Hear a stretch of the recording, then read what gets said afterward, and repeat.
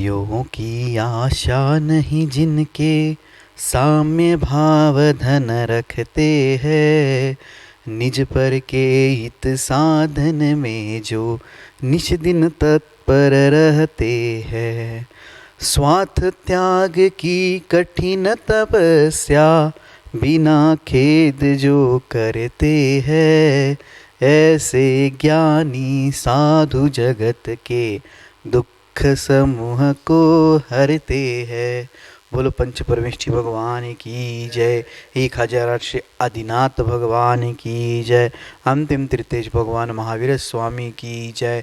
जय बोलो आचार्य भगवान गुरुवर श्री विशुद्ध सागर जी महाराज की जय। जय बोलो मुनिषि सुप्रभ सागर जी महाराज की जय। जय मुनिषि प्रणत सागर जी महाराज की जय। जय जैन बंधु। समीचीन विकल्पों का सम्यक समाधान इस लोकप्रिय कार्यक्रम में मैं आप सभी का स्वागत करता हूँ। मुनि श्री सुप्रभ सागर जी महाराज के पावन मुखारविंद से हम सब लोग समीचीन विकल्पों का सम्यक समाधान सुन रहे हैं। देश विदेश विभिन्न प्रांतों से जो हमें विकल्प प्राप्त हो रहे हैं, उस विकल्प को मुनिषि सुप्रभ सागर जी महाराज एवं मुनिषि प्रणत सागर जी महाराज के माध्यम से हम सब लोग समीचीन विकल्पों का श्रवण कर रहे हैं। इस कार्यक्रम के दौरान जो पूछे जाने सवाल है, उस सवालों की प्रतियोगिता का नाम है सुविशुद्ध ज्ञानधारा प्रतियोगिता। और इस प्रतियोगिता के माध्यम से 3 विजेताओं का चयन किया जाता है और वो 3 विजेताओं को पारितोषिक दिया जाता है। ये जो कार्यक्रम है, ये जो प्रतियोगिता है, इसका मूल उद्देश्य कोई स्पर्धात्मक बढ़ावा देने का नहीं है। इसका उद्देश्य मात्र और मात्र इतना ही है कि जो ज्ञान धारा आचार्य भगवान ने प्रवाहित की है, उसमें हम लोग और आगे बढ़ते जाए और इस जिनवानी की सेवा कर पाएँ। और इसी कार्यक्रम के बीचों बीच में वो 3 सवाल आपको नीचे पट्टी पे दिखाई देते हैं। आपको वो 3 सवाल के जवाब आपको 6:15 तक 6:15 पे प्रतिदिन आपको भेजने होते हैं। मैं मुनिश्री के चरणों में बारंबार नमोस्तु करता हूँ एवं आज के कार्यक्रम को यही से प्रारंभ करते हुए उनसे यही आशीष मांगता हूँ कि स्वामी आपका आशीष ऐसे ही हमारे ऊपर बना रहे। नमोस्तु नमोस्तु नमोस्तु महाराज जी। ओम नमः सिद्धेभ्य। पंच परमेष्ठी भगवान की जय। परम पूज्य आचार्य भगवंत गुरुवर विशुद्ध सागर जी मुनि महाराज की जय। परम पूज्य मुनि श्री सुप्रभ सागर जी महाराज की जय।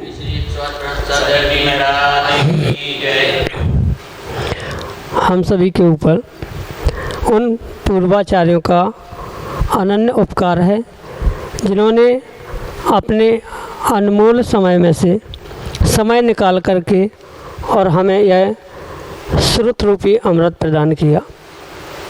और उस श्रुत के माध्यम से हम अपने कल्याण का मार्ग प्रशस्त करते हैं। वह भी एक अद्भुत दिवस रहा होगा कि साक्षात तीर्थंकर भगवान के मुखारविंद से जब श्रोता अपने उन विकल्पों का समाधान प्राप्त करते हैं। आज हमारे पास साक्षात तीर्थंकर भगवान नहीं है, लेकिन फिर भी हमारा अहोभाग्य है कि निर्ग्रंथों के माध्यम से, चाहे पूर्वाचार हों या वर्तमान के निर्ग्रंथ हों, उन निर्ग्रंथों के माध्यम से हम अपने कल्याण के लिए उनके द्वारा मुखरित उस वाणी का रसपान करके अपने कल्याण का मार्ग प्रशस्त करते हैं। और श्रुत पंचमी का वह पर्व, वह आचार्य भगवंत पुष्पदंत और भूतबली स्वामी जिन्होंने षटखंड आगम रूपी महान ग्रंथ का सृजन करके और उस श्रुत परंपरा को जीवंत जयवंत किया, वे आचार्य भगवंत जयवंत हैं और अनंत काल तक जयवंत रहेंगे, क्योंकि उन्होंने हमारे जो श्रुत के माध्यम से श्रुत रूपी जो अमृत प्रदान किया है, वह हमारे मन में उठने वाले उन विकल्पों को निश्चित ही शांत करने के लिए परम कार्यकारी उपाय है। वर्तमान में भी हमारा अहोभाग्य है कि हम परम पूज्य आचार्य भगवंत गुरुवर विशुद्ध सागर जी महाराज के मंगल सभा शिष्य, उन्हीं के सुयोग्य शिष्य परम पूज्य मुनि श्री सुप्रभ सागर जी महाराज के मुखारविंद से अपने मन में उठने वाले उन समीचीन विकल्पों का सम्यक समाधान प्राप्त कर रहे हैं। प्रारंभ करते हैं आज का सम्यक समाधान। और आज का पहला विकल्प सीहोर अमलाहा सीहोर मध्य प्रदेश से बाल ब्रह्मचारी श्रीपाल भैया जी परम पूज्य मुनिश्री के चरणों में त्रिकाल त्रिभक्ति पूर्वक कोटि कोटि नमोस्तु निवेदित करते हुए अपना समीचीन विकल्प रख रहे हैं कि महाराज जी, व्यक्ति सारी जिंदगी मकान बनाता है और यदि पड़ोसी उससे ऊंचा मकान बना लेता है तो फिर वह अपने मकान को ऊंचा करने के लिए अपनी पूरी ज़िंदगी खपा देता है। परंतु आज कोरोना काल में लॉकडाउन में उसी मकान में रहने से वह व्यक्ति उब रहा है। तो गुरुदेव, क्या यही ज़िंदगी है कि कमा कमा कर अंत में घाटा ही प्राप्त होना है? हमारे समीचीन विकल्प का सम्यक समाधान करते हुए हमारा मार्गदर्शन करने की अनुकंपा करें। नमोस्तु महाराज जी, नमोस्तु। ओम नमः सिद्धम। परम पूज्य आचार्य भगवान गुरुवर विशुद्ध सागर जी महाराज जी की जय। शायद भैया जी उन श्रावकों की ज़िंदगी का यही पहलू है, या जीवन जीने के जो तरीके उन्होंने आजमा के रखे हैं वह वास्तव में उनको इसी अंत तक ले जाने वाले हैं।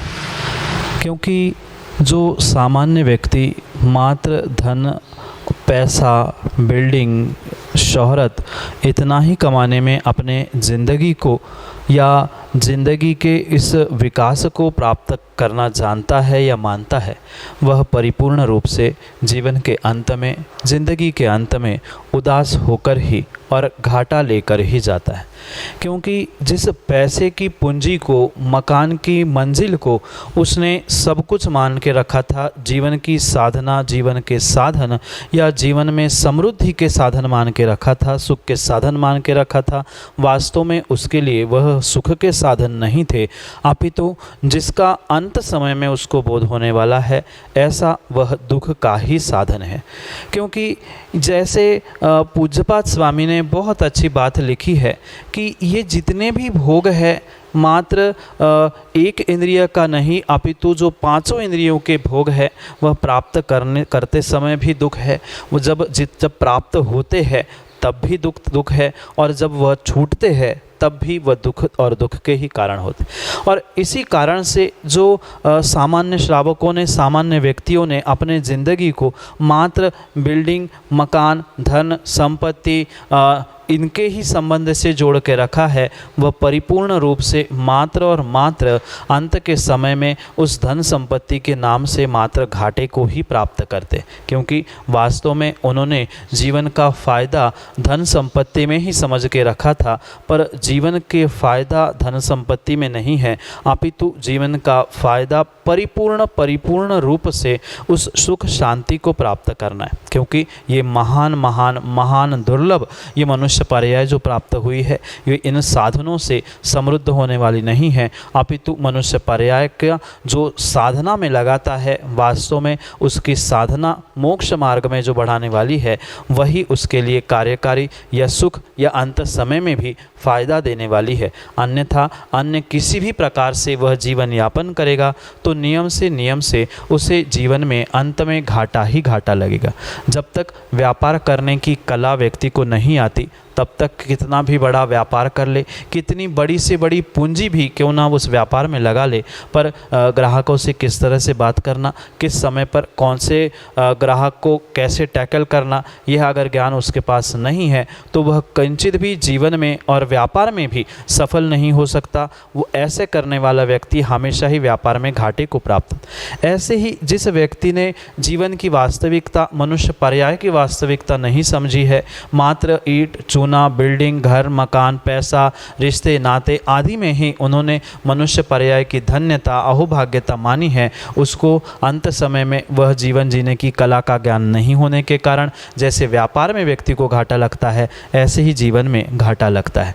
क्योंकि वर्तमान में जो कोरोना और लॉकडाउन था, वह वास्तव में प्रत्येक व्यक्ति को, भले ही कठोर शब्द आपको ज़रूर लगे, पर भैया जी ये परम सत्य बात है, वर्तमान के कोरोना लॉकडाउन लॉकडाउन ने बहुत सारे जीवों को अपनी अपनी औकात दिखा के रख दी है।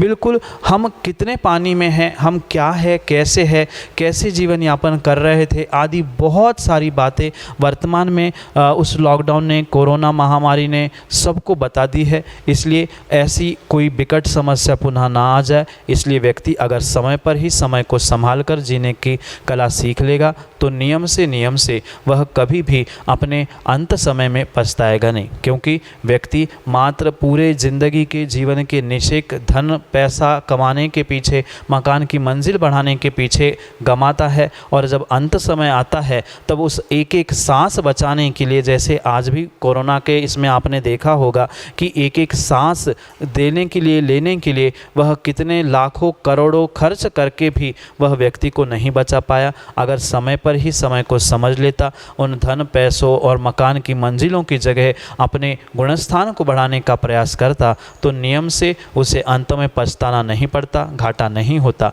यही आपके लिए सम्यक समाधान। आयुषी जैन, चिरगांव, झांसी, उत्तर प्रदेश से परम पूज्य मुनिश्री के चरणों में बारंबार नमोस्तु निवेदित करते हुए कह रहे हैं कि महाराज जी, जब फूल और नारियल आदि फल दोनों ही एक इंद्रिय जीव हैं तो भगवान को चढ़ाते समय फर्क क्यों? हमारे समीचीन विकल्प का सम्यक समाधान करने की अनुकंपा करें। नमोस्तु महाराज जी, नमोस्तु। प्रत्येक वस्तु की कह दो या प्रत्येक द्रव्य की अपने अपने पर्यायजन्य रूप उसकी कुछ व्यवस्था या उस पर्याय के निमित्त से जो प्रकट रूप से दिख रही है, उस पर्याय के निमित्त से उस द्रव्य में विशेषता कह दो या उस द्रव्य में बहुत सारे अंतर को भी हमें समझना होगा। कहने के लिए दूध एक सा होने पर भी दूध में अंतर होता है। अगर गाय का दूध आँखों पे रखा जाए तो आँखों की रोशनी बढ़ती है, अगर अकव्य का दूध आँखों पे लग जाए तो आँखों की रोशनी चली जाती है। ऐसे ही हमें समझना होगा कि भले ही एक ही स्थान से प्राप्त होने वाले वस्तु क्यों ना हो, भले ही फल, श्रीफल या फूल आदि दोनों भी परिपूर्ण रूप से वनस्पति से ही प्राप्त क्यों ना हो रहे हो, पर उनके प्राप्त होने के पहले और बाद की उनकी उस पर्याय की अवस्था को या पर्याय की व्यवस्था को और प्रत्याशक्ति नज़दीकता को भी हमें बहुत बहुत अच्छे से समझने की आवश्यकता है। क्योंकि जब तक वह फूल और फल दोनों भी पेड़ पर लगे हैं तब तक वे परिपूर्ण रूप से सचित है ही, पर साथ में ये भी हम अवश्य समझे जब उस फूल और फल को निकालने के बाद भगवान को आदि को चढ़ाने का जब संबंध आता है या भगवान को चढ़ाने के लिए जब फल या फूल आदि का चयन किया जाता है, उसमें ये अंतर हमें बहुत अच्छे से समझना होगा कि जो सामान्य रूप से फल हुआ करता है वह फल में किंचित भी उतने जीव जंतु होने की संभावना नहीं होती जितने जीव जंतु की संभावना उस पूर्ण रूप से एक पुष्प में, एक फूल में हुआ करती। क्योंकि लगभग जो सूक्ष्म छोटे छोटे जीवों की उत्पत्ति फूल के उन परागों में, उस स्थानों में हुआ करती है, उतनी उन फूलों में जितनी जीवों की उत्पत्ति होती है उतनी उस फल में जीवों की उत्पत्ति या उसमें वह किंचित भी नहीं हुआ करती है जितनी फूलों में होती। इस कारण से हम बहुत अच्छे से समझे कि दोनों भले ही एक ही स्थान से, एक ही पेड़ से प्राप्त हो रहे हो, पर फिर भी फूल और फल में बहुत अंतर है। उस फूल और फल के निमित्त से जीवों की उत्पत्ति होना, उन जीवों का घात होना, इन सब का हमें बहुत अच्छे से निर्णय करके ही उसमें आचार्य भगवंतों ने अंतर कहा गया। अगर दो द्रव्यों को भिन्न भिन्न नहीं मानेंगे किसी अपेक्षा से तो फल और फूल एक ही अगर हो जाएगा तो वह फिर जैसे हम पूजा में भी चढ़ाते हैं, कामबान निवारण के लिए पुष्प चढ़ाते हैं और मोक्ष फल प्राप्त करने के लिए श्रीफल चढ़ाते, फिर उन दोनों में अंतर ही नहीं बचेगा। इसलिए किसी अपेक्षा से वह अंतर भी समझना होगा, पर वनस्पति से प्राप्त हो रहा है इस अपेक्षा से अगर दोनों को एक भी मान रहे हो तो भी उसमें कोई दोष नहीं है। ये परम सत्य बात हमें समझनी होगी, क्योंकि फूलों में प्रचुर मात्रा में जीवों की उत्पत्ति होती है, फल में उतनी जीवों की उत्पत्ति नहीं होती, क्योंकि वे फल सूख जाता है, टूटने पर ही अचित हो जाता है। फूल भी भले ही अचित हो, पर वहाँ सूक्ष्म जीवों की उत्पत्ति का स्थान होने से उसको चढ़ाते समय अंतर कहा गया है। पर अगर आगम के परिप्रेक्ष्य में हम बहुत अच्छी बात समझे तो स्पष्ट रूप से आगम में लिखा है, अगर उन फूलों को झड़ाकर या जैसे रात भर उस पेड़ के नीचे स्वच्छ कपड़ा रखने पर जो रात भर फूल गिरते हैं उनको उठाकर उनको साफ कर कर अगर कोई कई स्थान पर चढ़ा रहा है तो आगम के परिप्रेक्ष्य में उसमें भी निषेध हमें नहीं होना चाहिए। पर स्थानीय परंपरा, क्षेत्रीय परंपरा, समाज की परंपरा, उसको देखकर ही हमें इसके विषय में निर्णय करना होगा, तो ही हम अच्छा कार्य कर सकते हैं। क्योंकि वर्तमान की क्षेत्र, स्थान आदि की परंपरा को देखते समय ही पूजा पाठ आदि की व्यवस्था हम बनाएं तो ही हम निर्विकल्प होकर पूजा पाठ कर सकते हैं। अन्यथा उन व्यवस्थाओं में, उन पंथों में उलझकर हम अपनी सुख शांति और विशुद्धि से दूर हो जाएंगे। इसलिए उनमें दोनों में भेद भी है, एक ही स्थान से होने पर भी। जैसे एक ही मनुष्य के शरीर से है, उसमें ही शरीर में खून भी होता है, मांस भी होता है, गाय के शरीर से दूध भी निकलता है, खून भी होता है, पर दोनों का स्थान भिन्न होने से दोनों की पर्याय भिन्न कही जाती है। ऐसे ही फूल और फल के विषय में समझे, यही आपके लिए सम्यक समाधान। अगले समीचीन विकल्प के लिए ललितपुर उत्तर प्रदेश से देश के मूर्धन्य विद्वान पंडित डॉक्टर सुनील जैन संचय परम पूज्य मुनिश्री के चरणों में कोटि कोटि नमोस्तु निवेदित करते हुए अपना समीचीन विकल्प रख रहे हैं कि महाराज जी, शांति धारा का क्या इतिहास है? क्या किसी ग्रंथ में शांति धारा का वर्णन आया है एवं शांति धारा के रचनाकार का कोई उल्लेख मिलता है क्या?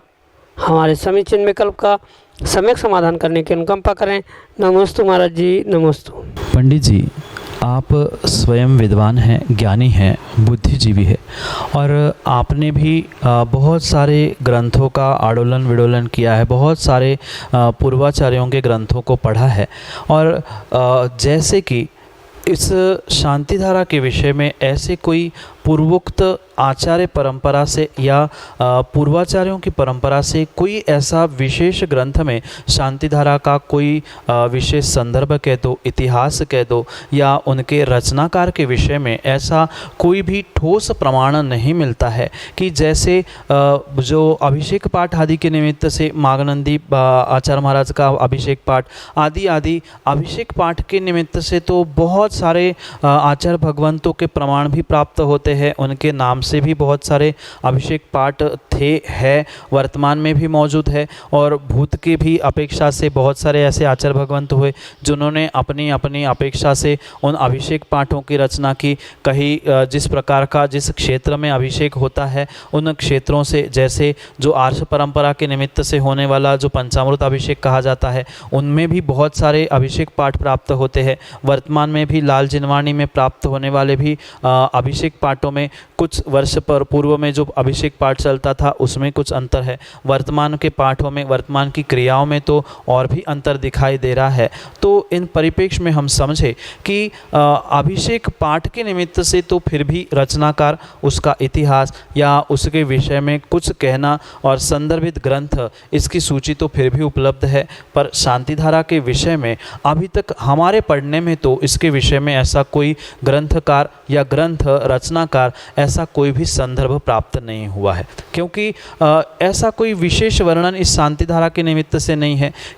तो ये बात शांति धारा के संदर्भ में हमें और विशेषता से पंडित जी समझनी होगी कि जो शांति धारा का बनाया गया रूप रंग है वह परिपूर्ण रूप से, मात्र परिपूर्ण रूप से जो शांति प्रदान करने के लिए, जो सभी जीवों के प्रति शांति के भाव प्रकट करने के लिए जो भी मंत्र कहे जाएंगे वास्तव में वही शांति मंत्र है। और मूल अगर शांति मंत्र कही है तो आचार्य भगवंत कहते हैं नमोकार मंत्र को जो चत्तारी दंडक के साथ पढ़ा जाता है है, वास्तव में वही सबसे बड़ा मूल और शांति मंत्र आचार्य भगवंतों ने ग्रहण किया। उसके अलावा भी छोटा शांति मंत्र, लघु शांति मंत्र आदि आदि की अपेक्षा से बहुत सारे मंत्रों की व्यवस्था प्राप्त हुई है, क्योंकि ऐसे बहुत सारे वर्तमान में मंत्र है जिनको मिलाकर बहुत बड़ी बृहत आदि आदि शांति धारा हो रही है।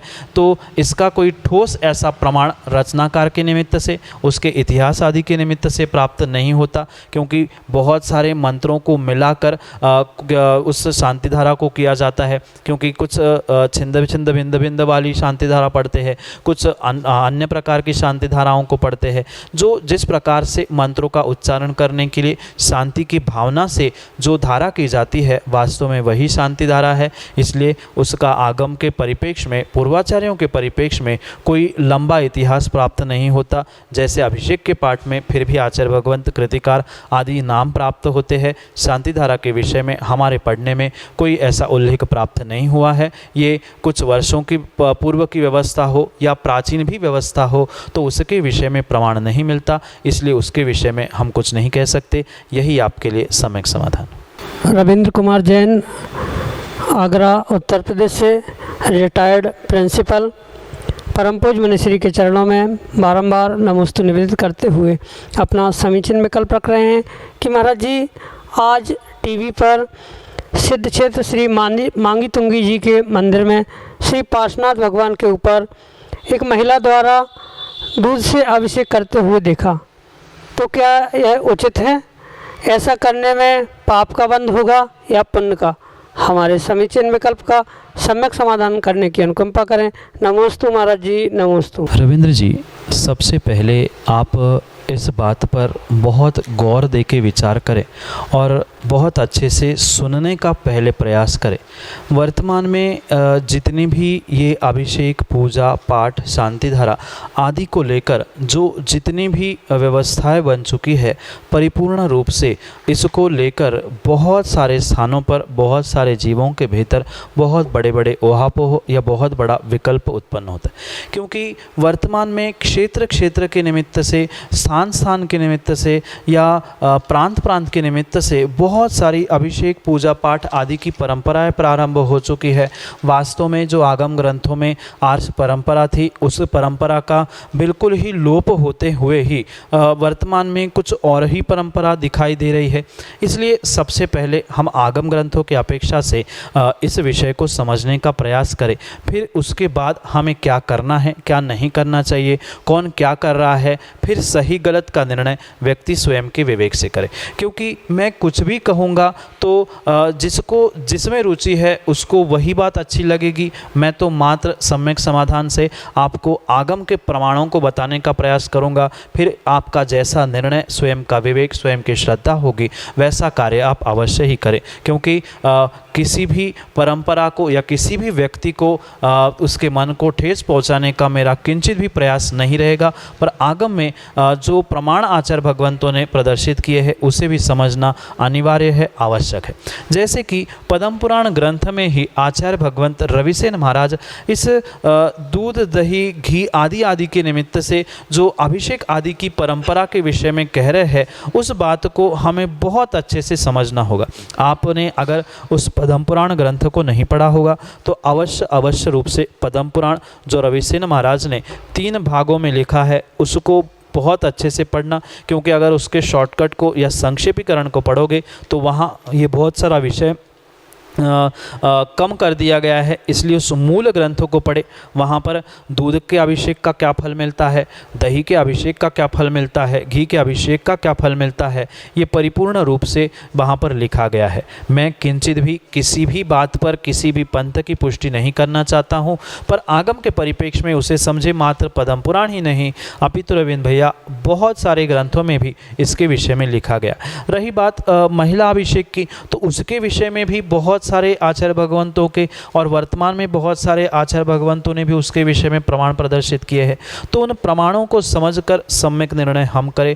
मैं ये नहीं कह रहा हूँ, मैं पुनः दोहराना चाहता हूँ, मैं किसी भी बात की पुष्टि या बलात् किसी को कुछ करो ये किंचित भी आप पर ज़बरदस्ती नहीं कह रहा हूँ। आपका जैसा विशुद्धि बनने के लिए ये कार्यकारी काम बने वही कार्य आप करें। अगर आपके परंपरा में, आपके क्षेत्र में, आपके स्थान में वह परंपरा नहीं है तो आप किंचित भी ना करें, पर वह जो आगम सम्मत क्रियाएं बताई गई है उस पर सम्यक निर्णय करके कौन क्या कर रहा है उसे देखकर हमें अपने परिणामों को नहीं बिगाड़ना होगा।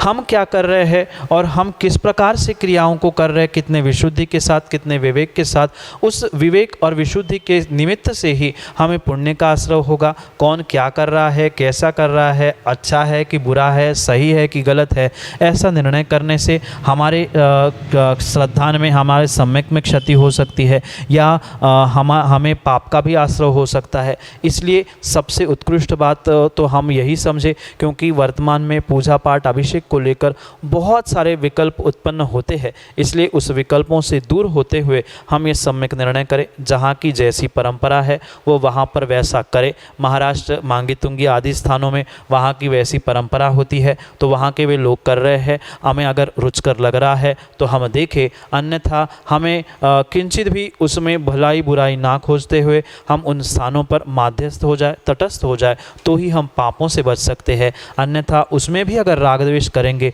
तो नियम से हमारे लिए पाप का आश्रय बंद होगा। इसलिए उससे बचने के लिए आगम के परिप्रेक्ष्य में पूर्वाचार्यों के ग्रंथों को अवश्य पढ़े, उसके द्वारा हम सम्यक निर्णय करें कि हमें क्या करना है, क्या नहीं करना है। हमारा अगर मन करने के लिए, देखने के लिए भी मान नहीं रहा है उन विधियों को, उन क्रियाओं को, तो आप माध्यस्थ हो जाए, पर किंचित भी उनमें राग द्वेष करके कर्म का बंध निदत्ति निकाचित रूप ना करे। यही आपको इस विषय से समझना होगा, क्योंकि जीवन का और अपने आप का अगर हमें कल्याण करना है तो नियम से हम आगम प्रणीत इन ग्रंथों को श्रद्धान करें। कम से कम हम श्रद्धान करें, करना नहीं करना ये चारित्र मोहनी का विषय है। जब विपरीतता लगे तो हम माध्यस्थ हो जाए, पर अश्रद्धान नहीं करें। यही आपके लिए सम्यक समाधान। श्रीमती नंदा चंद्र कुमार जैन, सोनी, अशोकनगर, मध्य प्रदेश से परम पूज्य मुनिश्री के चरणों में बारंबार नमोस्तु निवेदित करते हुए अपना समीचीन विकल्प रख रहे हैं कि महाराज जी, सिद्ध चक्र महामंडल विधान क्या हम जोड़े से अकेले मंदिर में कर सकते हैं? हमारे समीचीन विकल्प का सम्यक समाधान करने की अनुकंपा करें। नमोस्तु महाराज जी, नमोस्तु।